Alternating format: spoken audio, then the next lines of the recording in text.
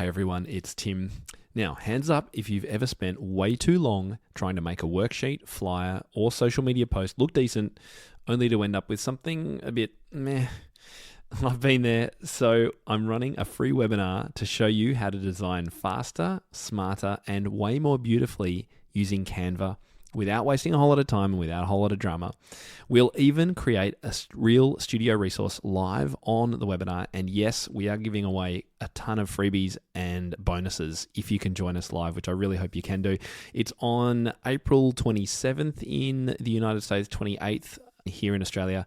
Hope you can make it. Head over to topmusic.co/webinar to find out more and grab your spot. We'll see you then.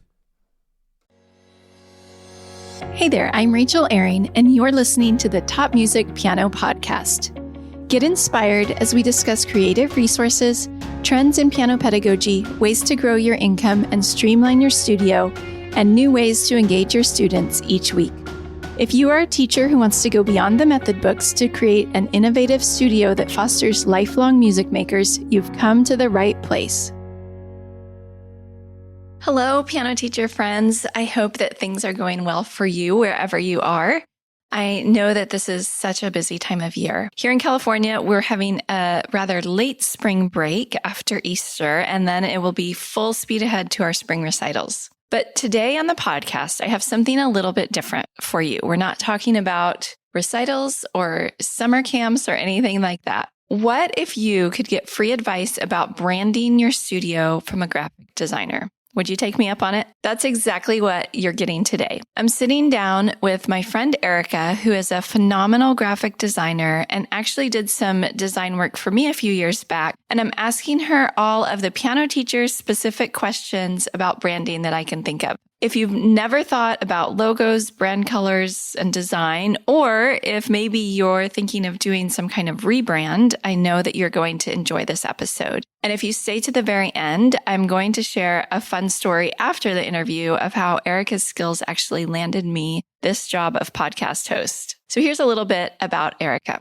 Erica Neubauer is a brand and web designer specializing in high-end branding and WordPress websites. She has a master's in graphic design and has over 15 years of experience as a self-employed designer, working with small businesses, solo entrepreneurs, and nonprofits. Here's my interview with Erica. Hi, Erica. Welcome to the show. I am so excited that you are here with me today.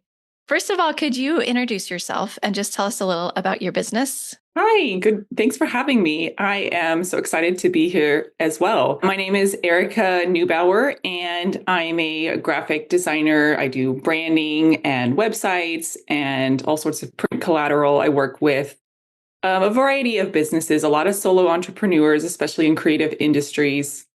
I also work with small businesses, a lot of wineries because I'm in the Napa Valley, and a lot of nonprofits as well. And I've been doing that work for about 15 years, and I really love it. I'm really passionate about what I do and helping people with, communicating who they are as either a company or a brand. And yeah, I am happy to be here and talk about branding with you. Yes, I am so excited for this chat. And you obviously are not a piano teacher, which normally I interview piano teachers, but we actually connected probably 5 years ago, maybe more now, because you did some branding work for me before I knew anything. When I was just first getting started with some of this stuff, I didn't even know I was supposed to have brand colors or anything at all. And I loved working with you. I still use some of the stuff that you did for me. I still use my brand colors and parts of the logo and things. So I'm happy that you were willing to come on the podcast today. And I think we're all going to learn a lot. But before we get into it, why don't you tell us a little bit how you got into graphic design in the first place and how you got to where you are today, whatever part of your story you want to share. Yeah, thanks. And I remember when we first worked together, you had like a logo that you had gotten done online for Yeah, I just like did it myself, you know? yeah, and I had like all this feedback for you. We can talk about that later on because I see that trap a lot of people fall into. But yeah, I studied communications sort of generally in my undergrad degree. But while I was at university, I was on the school's yearbook as a graphic designer. That's what they hired me as. And that's when I was like, oh my gosh, I love this. This is what I want to do with my life. And then following graduation, I just really felt like I wanted to study more. And I decided to go for a master's degree. And that master's degree was in graphic design. So pretty much since then, the intention would have been to work at an agency and, just you start off as a junior graphic designer and then you work your way up. But I ended up freelancing right away, even before I started my master's degree. So I kind of just stuck with it. It's like I said, it's been over 15 years, and I really like the variety of projects that I get as a freelancer versus if I just worked at an agency or a company, and I would probably be doing more of the same things. So yeah, that's how I got into doing graphic design specifically and sort of taught myself what I know about especially websites. That was all self-taught. Yeah, and I think one of the other parallels that you have with those of us in the piano teaching space is that you are also running essentially a small business, and you mentioned the freelancing. And so you're doing a lot of your own marketing and getting clients and a lot of those things that independent piano teachers also have to think about. So we're going to dive into some of those things as well. But what is the very first thing that you would tell a piano teacher who is trying to figure out branding all on their own? Yeah, the first thing that I would say is think about your story as if you're a solo entrepreneur, your story is often very personal. It's kind of like who you are and how you got to where you are. But if you're a company, then it's your company's story, because that's the first thing I ask all my clients is like, tell me your story. Because what I'm looking for is what makes you unique and how can you communicate that? There might be 10 piano teachers in your area. What makes you unique compared to those other people? And how can you communicate that with your branding? So yeah, dig into your own story and figure out, is it something about why you decided to go into piano teaching? Or is there something that was meaningful in your life? I don't know, a mentor or even like your grandma or something like that. Do you have a certain passion? When we worked on your branding, we incorporated lavender. I mean, it was actually in your business name, but also, if that was just something that you were passionate about because of the soothing properties of lavender, then that would be a good reason to choose it. And so, because when I look at the story, I'm always trying to pick out something that we can turn into a visual, like literally turn into either a symbol or just part of the logo in some way. Yeah, I think that's really good advice. And one of the things that I see piano teachers doing that personally I think is a mistake, and you can give your take on it, is that they want to appeal to everyone. They want to say, I teach all ages, all levels, I can teach anyone, when really maybe they need to come at it from the opposite way. Like my ideal student, I'm really good at teaching beginners, or like you were saying, something special about me and my story is like I specialized in this area, something like that. That I think people are drawn to that maybe more than the teacher who is just for everybody. Yeah, exactly. I mean, if you come across as generic, that there's not going to be as much of a reason for someone to feel drawn to you versus, if you, for instance, focus on someone like teaching children and your branding is very colorful and playful, then people who are looking for that are going to be drawn to it. So, what are some of the primary decisions that a piano teacher needs to make right off the bat about branding, either if they're trying to figure it out themselves or maybe even before they go to a graphic designer? What are some of those initial decisions? Okay. Yeah. So if you think you have like a pretty good idea of your story and you've maybe identified something that you think would be a good visual, like I always say to people, describe your brand in 5 words: playful, colorful, approachable, welcoming, etc. Then the next decision is, how do we communicate those 5 words? If you're, and if you know your budget constraints, that this is something you're just trying to get off the ground and you need to start DIY, then I would consider, something that's very simple to start with. Nothing wrong with simple. So there's tools out there like Canva. They have something that's called a logo maker, which I don't recommend people use because actually it says in its terms of service that it's not like you can't use it for logos. So it's a little misleading that they even call it a logo maker. What it is it's a graphic maker. And the reason why you can't use the logo maker for actual logos is because any of the stock elements, if there's like a music note or something like that, those would be copyright materials and you can't use them in a logo because logos in theory should always be copyrightable. They should always be unique. So, but what you can do, and Canva does mention this in their terms of service, is you can always use like a very simple like font treatment. Like you could take your name and type it out in a font, and that would be a very simple typographic logo. You've seen them. I mean, I'm thinking of like the Prada logo, like the Gucci logo. They're very simple, very minimal. So it's not a bad approach if that matches what you're trying to communicate. If you're trying to communicate fun and playful and bold, it might be a little harder to do that. But again, those are the sort of decisions that, a lot of business owners have to make at the beginning. If you can afford to work with someone, that's ideal. You're looking for someone who can create custom graphics. They're not going to use a template. Avoid going on Etsy and buying something that costs $20 because, again, that will be reused over and over again. It won't be unique. And try to avoid anything that's like an AI generator. I think there's probably a gray area there about whether or not that's like considered copyrightable, but oftentimes they're just not very good. They're kind of low quality and it shows. So yeah, that's how I would get started is is figure out, what you're gonna, if DIY is your route, then I would definitely do something typographic. If you happen to have a really beautiful signature, I don't personally, but some people do. I love seeing signature logos. So you could look into, you'd have to vectorize your signature, but you could probably go on Fiverr and get someone to vectorize it for, $10 or something like that. Yeah. Can you tell us what that means for those of us who aren't in the graphic design world? Yeah, sorry. Yeah, I know I'm using tech speak. So vector files are what, us designers work with. They're different than anything that is pixel based. And the short answer of that is just that you never get to see a pixel edge on a vector graphic. And so that's great. I love the crystal clear lines.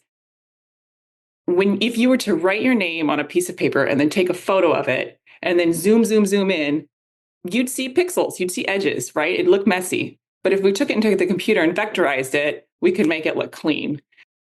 And you could scale it and you could change the colors and, you could like add underneath piano teacher or whatever, just type it in. So that's the vectorizing. Okay, thank you. So you mentioned about the logos and the copyright. Are there other like copyright issues that we should be aware of in some of this marketing and branding stuff? I think it's hard for people to know where that line is. Logos are really the one area that are tricky that you should really be careful about. Like I said, not using stock graphics. Everything else, it's fine. You can go on Canva. You can, make yourself marketing brochures using their templates and their graphics.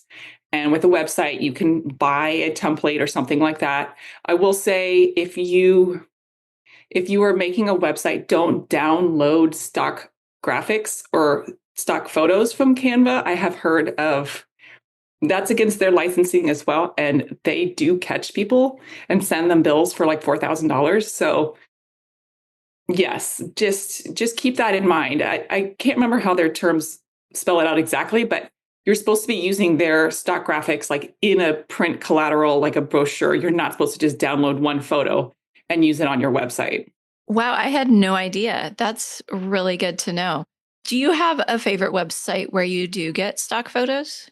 Yeah, good question. I have used FreePic. It's the word free and then PIK.com. because it's very inexpensive. I have used Envato Elements because some of those, I think Envato especially, like you pay a very inexpensive monthly fee and you can get unlimited downloads. There are some free sites out there, but I've heard it's like used with caution because sometimes people are essentially stealing paid work and just posting it on the free site. If you're making a business, if you're doing a personal project, free photo sites are fine. But if you're doing anything with your business, it's better to pay, subscribe for 1 month for $20 and download everything that you need. Yeah, I feel like over even the last few years since I've been doing this, it's kind of changed. Like 5 years ago, it seemed like it was easier to go on some of those free sites and find what you needed. And now it seems like there's a paywall for a lot of the stuff that I want to download. So I don't know. That's been my observation just as a amateur, So besides, we talked about the logo. What are some of the other pieces of marketing that we should be thinking about, such as business cards, website? What do you think are the most important pieces of marketing materials? And yeah, I should have said, your logo is only one piece of your branding. There's also the color palette, like you said. I usually recommend that people have 3 to 5 colors at least. The reason for that is that you have flexibility for call to actions and that sort of thing. Then also like having fonts that you designate. The one mistake that I see a lot of people do is they get on Canva and they go all over the place. They see a cute template here and a cute template there. And all of a sudden their Instagram feed, it looks like it was made by 10 different people. So if you set for yourself from the beginning, a brand font or 2 brand fonts and 3 to 5 colors, then you can sort of within that framework start picking what templates you think would match. But certainly I think having a website is really important. Even if you have, let's say all of your clients are referrals from people you've worked with. When someone goes to tell their friend about you as the piano teacher, that friend may want to Google you and see, who is this person? Do I trust them? Like, do they look like they know what they're talking about? Like, do they have any social proof, which is testimonials or a social media presence or something like that, something to show that they're real and they know what they're doing. I know personally, I always like to see a photo of the person. I always go to the about page and I want to see like what they look like. And I want to know that they're, again, a real business and not just like, just a name that I know nothing about. So yeah, a website, logo. I would say business cards are so helpful to keep in your purse and just hand out. People always asking you, what do you do for a living? And you can just say, oh, I'm a piano teacher. Here's my business card.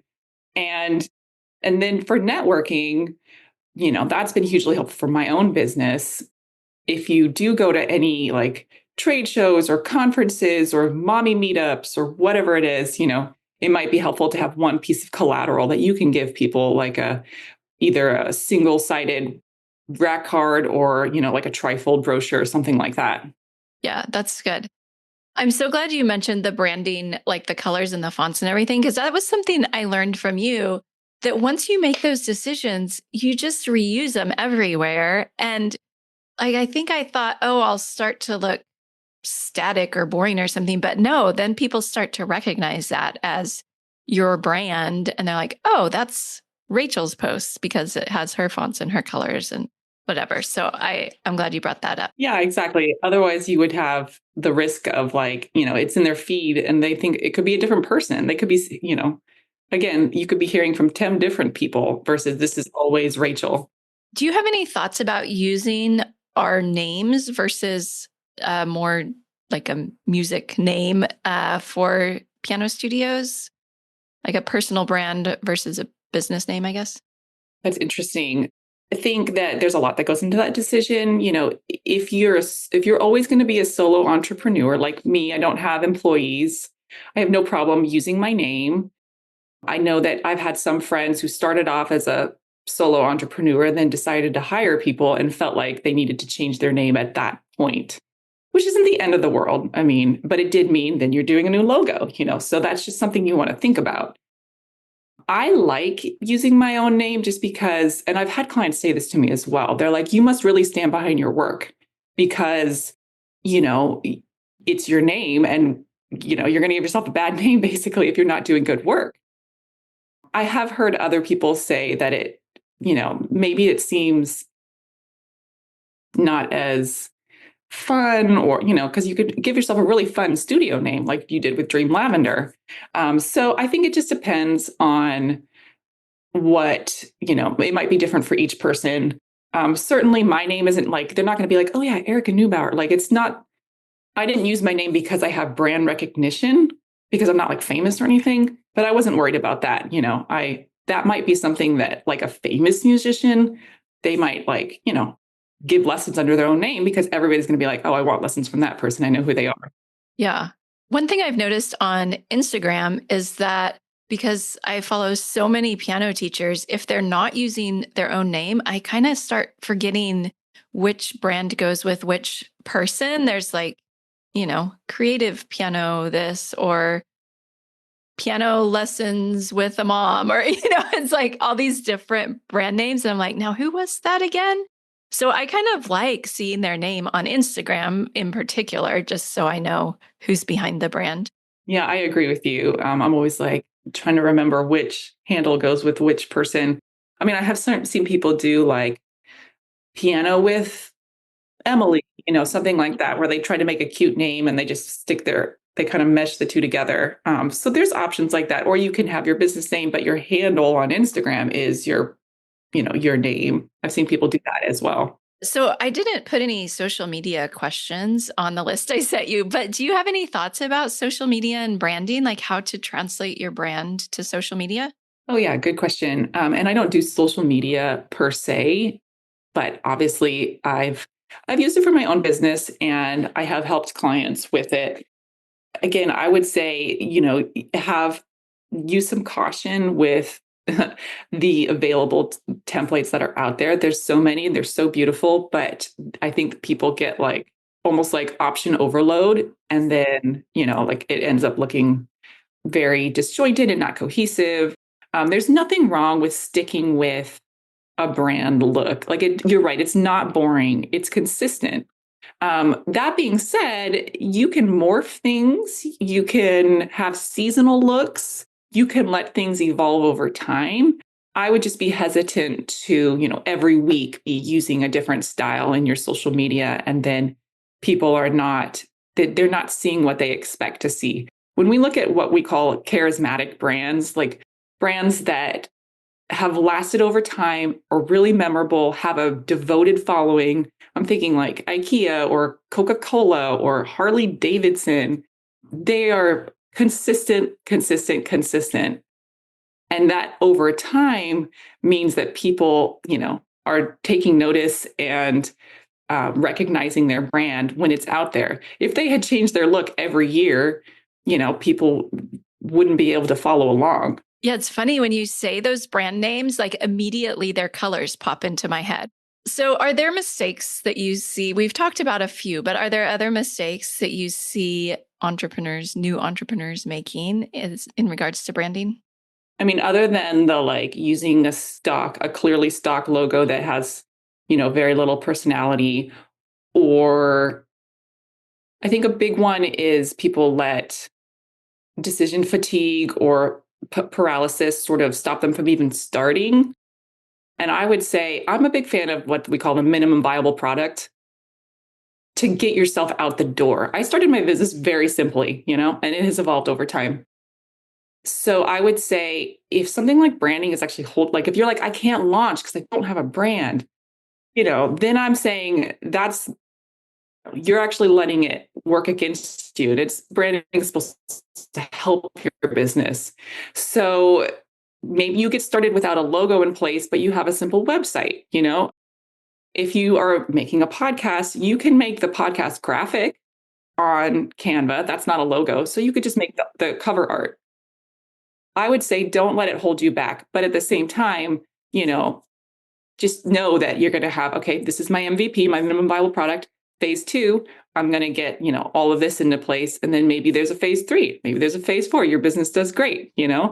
I know even the big companies like Apple have had several branding changes over time. And if you Google very, very interesting to Google their very first logo. It looks absolutely nothing like what they're currently using. I would love for you. So, piano teachers, I think, are notorious for trying to do it ourselves and figure everything out. Like, budget friendly is like piano teacher's middle name. But I would love for you to tell me, what are the benefits of working with an actual graphic designer? Like, how could you, especially, I do have some listeners who are kind of ready to go to that next level. Like, maybe they've been in business for 20 years and it's time they're thinking about rebranding and, they have a good income coming into the studio. Why should they consider working with a graphic designer as opposed to just trying to DIY again?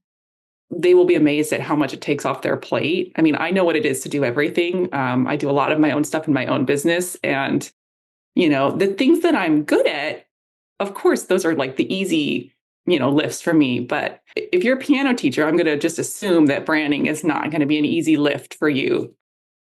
But yeah, working with a professional, we know the right questions to ask. We know what will connect with your audience. I dig into that whole process, very deeply. And just from having done it for so many years, and because of all the research that I do, like on a daily basis, I know what connects with a certain type of audience and what doesn't.